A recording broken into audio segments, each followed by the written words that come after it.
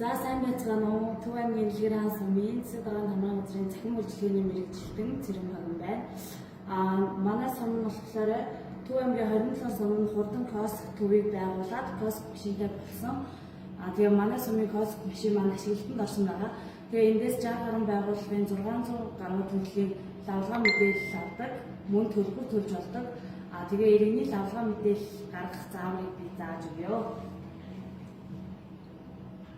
За энэ лавлгаа тодорхойлт гэсэн зүйл орно. Хэрвээ төлбөр төлөх юм бол энэ гэрээгээ гэсэн төлбөр төлөх юм бол гэрээгээ бусад үйлчлэг гэсэн зүйл орж ингээд төлбөрөө сонгож болно. Лавлгаахта хурдан төрийн үйлчлэг гэсэн орно. Иргэний лавлгаа тодорхойлт ороод эндээс авахчтай лавлгааныхаа газарлаа ороод одоо зээл мэдээлэл эсвэл улсын бүртгэл нийгмийн даатгал нийгмийн даатгалын шимтгэл төлөвийн талаарх тодорхойлт авал ингээд хараад эндээс энэ дугаараа оруулна.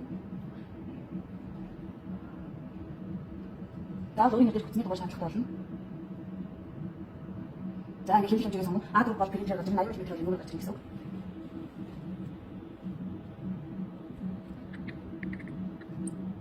За утсан өөрийн нэрээр хүчний дугаарт мессеж ирнэ 6 үнэтэй. Болно 1.17. За гэрээгээ төлбөр олгүй пэйжлэр бас чимээ тусах боломжтой.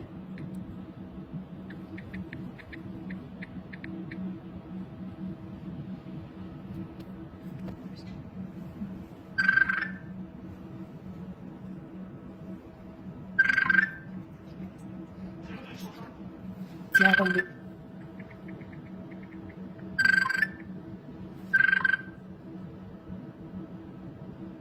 Купе төлөв дөнгөж ингэж харагдана. За тэгээ аппликейшн дээр сайн бол 5 онцгой өгнө. Эндээс и баримт гарна. Эндээс авсан.